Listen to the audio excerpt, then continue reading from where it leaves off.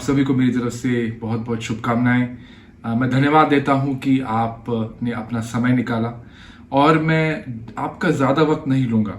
जल्द से जल्द मैं आपको पवित्र शास्त्र बाइबल से 4 वचनों के जरिए बताना चाहता हूं कि आपके लिए एक बहुत ही खूबसूरत भेंट तैयार की गई है। वो भेंट जो शायद अभी आपके जीवन में नहीं है, लेकिन जल्दी से मैं आपको बताना चाहता हूँ वो भेंट क्या है। वो 4 वचन मैंने कहे, उसका पहला वचन ये है कि सबने पाप किया है और परमेश्वर की महिमा से वंचित रह गए हैं। ये हम रोमियो के 3 अध्याय और 23वें वचन में पढ़ते हैं। सबने पाप किया है और परमेश्वर की महिमा से वंचित रह गए हैं।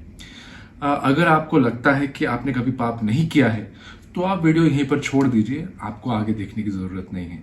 लेकिन जैसा मुझे लगता है या ज़्यादातर लोगों को लगता है कि उन्होंने पाप किया है, तो मुझे बड़ी खुशी होगी आपको और भी बताने में, क्योंकि हम सब ने पाप किया है और इस सच्चाई से हम भाग नहीं सकते।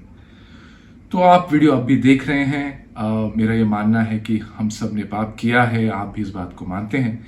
तो दूसरे वचन की ओर बढ़ते हैं। दूसरा वचन क्या कहता है? रोमियो का 6 अध्याय 23वां वचन हमें कहता है कि पाप का वेतन मरण है। पाप का वेतन मरण है, या पाप का जो दंड है वो मरण है। ये किस प्रकार के मरण की बात कर रहा है? ये कोई शारीरिक मरण नहीं है, ये एक आत्मिक मरण है। ये वो मृत्यु है जो शारीरिक मृत्यु के बाद आप उसका सामना करेंगे। ये मृत्यु अनंत काल की मृत्यु है, ये वो नर्क की मृत्यु है। और हमें पूरी कोशिश करनी है कि हम इस अनंत काल की मृत्यु से बचे, उससे दूर भागे। तो क्या परमेश्वर चाहता है आपको अनंत काल की मृत्यु मिले? नहीं, वो नहीं चाहता आपको अनंत काल की मृत्यु मिले। असल में वो हर एक मनुष्य से बहुत प्रेम करता है, बहुत प्रेम करता है। वो नफरत करता है हमारे पाप से, जो हमने पहले वचन में देखा, हम सब ने पाप किया है। वो हमारे पाप से नफरत करता है, लेकिन हमसे बहुत प्रेम करता है।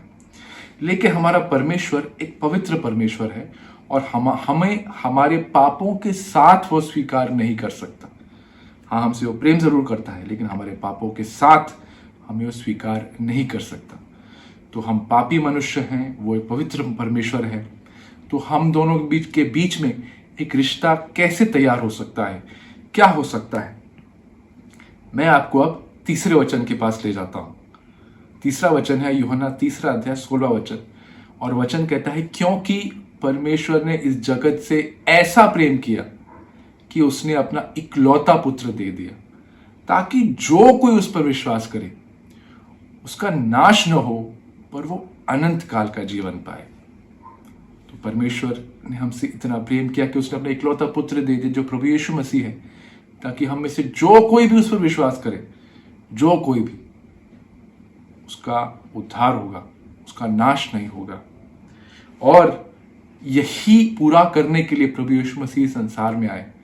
प्रभु यीशु मसीह संसार में आए, उन्होंने बताया कि परमेश्वर इस पूरे संसार से, हर एक मनुष्य से कितना प्रेम करता है। और फिर उन्होंने सबसे महत्वपूर्ण काम किया जो वो करने के लिए इस धरती पर आए थे।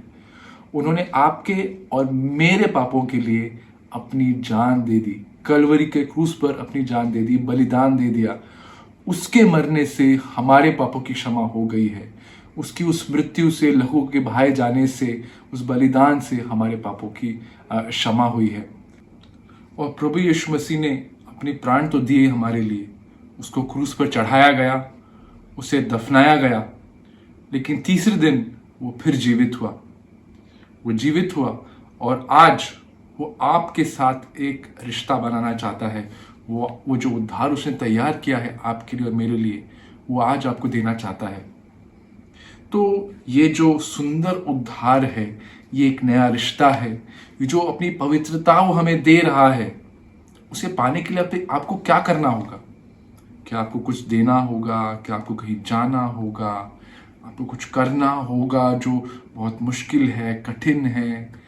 ऐसा कुछ भी नहीं है, ऐसा कुछ भी नहीं है। मैं अपने आखिरी वचन की ओर मुड़ता हूं, जो है रोमियो का 10वां अध्याय और उसका 9वां वचन। वचन कहता है कि यदि तू अपने मुंह से यीशु को प्रभु जानकर अंगीकार करे, यानी अपने मुंह से प्रभु को यीशु बोले या माने, और अपने मन में विश्वास करे, यानी इसी बात को आपको मन में भी विश्वास करना है और अपने मन से विश्वास करे कि परमेश्वर ने उसे मरे हुओं में से जिलाया, तो तू निश्चय उद्धार पाएगा। आपको सिर्फ 2 ही काम करने हैं। आपको प्रभु यीशु मसीह आपका उद्धार करता है, इस बात को अपने मुंह से कहना है और इसी बात को अपने हृदय में विश्वास भी करना है। ये बहुत ज़रूरी है। यही 2 बातें करनी है। ये जो उद्धार है, ये एक भेंट है, ये एक गिफ्ट है। इसको आप कमा नहीं सकते, इसको आप कुछ करके पा नहीं सकते। आप इसको सिर्फ और सिर्फ स्वीकार कर सकते हो। आपको यही करना है उद्धार पाने के लिए। यही 4 वचन है। आज ही वो उद्धार का दिन है, आज ही वो मौका है। तो आपको उद्धार पाने के लिए क्या करना है, हमने बहुत साफ साफ शब्द में बता दिया। प्रभु यीशु मसीह ने सब कुछ कर दिया है, सब कुछ स्थापित कर दिया है। आपको सिर्फ उस उद्धार को स्वीकार करना है। हम प्रार्थना करेंगे आपके लिए और हमें उम्मीद करेंगे कि इस छोटे से संदेश के द्वारा आप अपने जीवन का सबसे महत्वपूर्ण जो डिसीजन है, जो निश्चय है, वो ले सकेंगे। परमेश्वर के नाम की महिमा हो। अगर आप अधिक जानना चाहते हैं या प्रार्थना के लिए अपना बोझ बांटना चाहते हैं तो दिए गए फ़ोन नंबर एवं ईमेल आईडी पर संपर्क करें।